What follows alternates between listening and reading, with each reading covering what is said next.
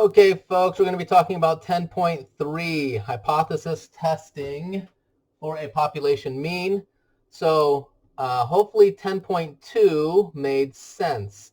10.3 is very analogous. So the game is going to be completely the same, except we're just going to have a new test statistic, which will not be Z like our standard normal table. It'll be T, the T table that we saw when we're doing confidence intervals for population means. Okay, so notice that the null hypothesis in 10.2 was all about P equaling some number. So in 10.3, we're all about the mean, mu equaling some number. Okay, so the game is going to be completely analogous. If p-val less than alpha, we're going to reject HO. So the game is the same. So hopefully 10.2 made perfect sense. So let's do that first problem on our worksheet. So the worksheet says, the newspaper says the average rent for a one-bedroom apartment is $1,300. You think it's more. You simple random sample 16 apartments.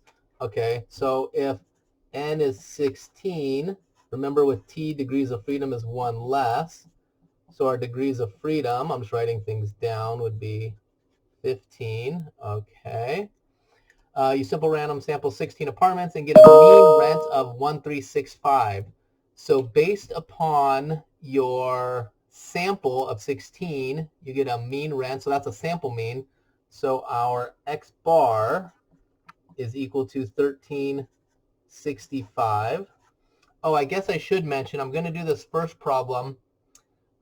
Remember when I explained 10.2, I did it the long way using formulas. I did the critical values, and then I said, okay, that was all fun. Let's do it really quickly using our calculator. So same game plan. Buckle up. Okay.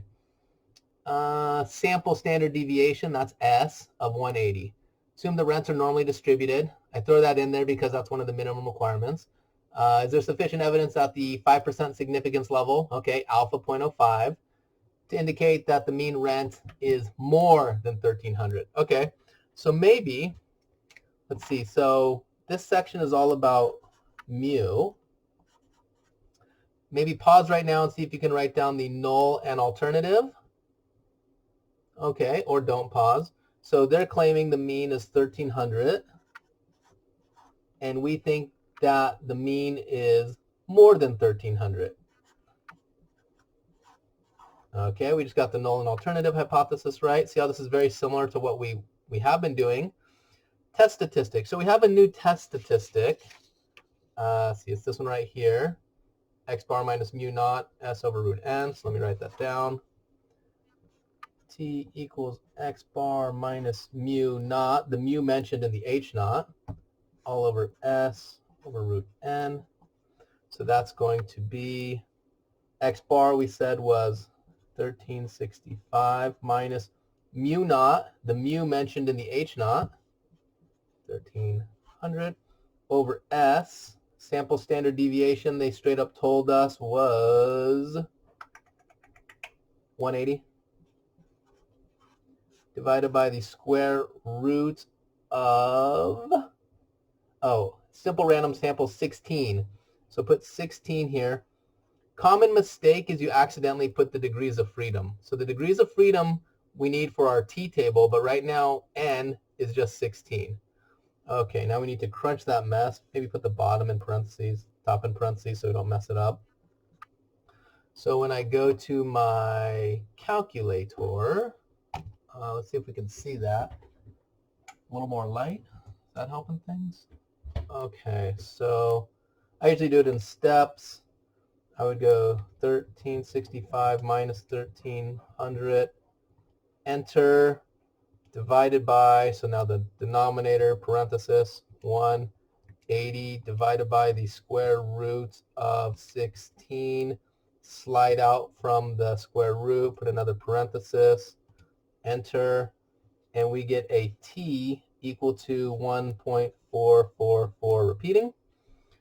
Okay, so that is our test statistic. That's our test statistic. Okay, so now, let's let's get the critical values later. So we still need to do that. Let me put a little star here. Let's just keep doing this the p-value way, and then I'll show you the classical way. So the p-value way, maybe that was unnecessary. Well, let's just see if we can do it using our shortcut of a calculator. Let's hit clear. So over here, I should probably plan things out before I record them. Anywho, so the shortcut analogous to 10.2 is that we're going to use t-test. So let's go to t-test on our calculator. So go to stat, go to tests. T-test is that second one. Hit enter. And then they ask you the familiar question, is it raw data or is it stats, summary statistics? So they gave us summary statistics. Raw data would be a list of numbers. So let's go to summary statistics. Enter. The mu naught. What's the mu mentioned in the H naught? It was 1300. 1300. Okay, enter. What was the X bar? The X bar we said was 1365. 1365. Enter. What was S sub X? What was the standard deviation S? They straight up told us it was 180. 180. Enter. Sample size N. 16. 16. Enter. Oh, now they need to know what symbol goes in the alternative. Greater than symbol. Okay, so we slide over and choose the greater than symbol. Enter. Slide down to calculate. Hit enter. Ooh, check out that T. 1.444. Booyah. Okay, the p-value is, it says it right below the t, it says 0.08458. So I'll just round it to 4 places, 0.0846. Okay, so that's my p-value. And so the statistical conclusion, remember they said, I believe the significance level they said was 5%. Yes. So the significance level is the alpha 0.05. How does 0.0846 compare to your 0.05? This should be familiar. This is what we are doing for that test number 2. Our p-val is greater than our alpha. 0.0846 is greater than 0.05. So therefore, we would fail to reject HO, or our book says do not reject HO. Do not reject HO as our statistical conclusion. Okay. And then the conclusion in plain English. So if I say do not reject HO, then I say not enough evidence to suggest. Not enough evidence to suggest. And then we have to put the HA into words, that the mean is greater than 1300. Suggest the mean what? The mean rent. The mean rent where? What city?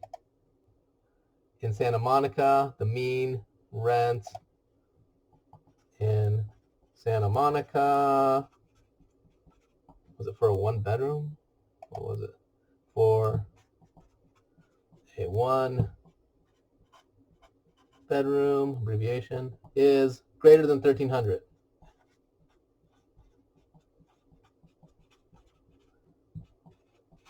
Dollars. Dollar symbol. R. Okay, so hopefully you see just how similar this is to what we were doing when we were doing hypothesis tests with proportions. So we still need to do our critical values. Let's go back to, I'll save a piece of paper over here. So the critical values,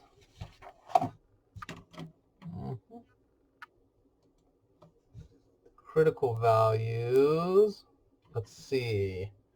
So notice that the HA is pointing to the right and that the alpha is 0.05 and that the degrees of freedom is 15.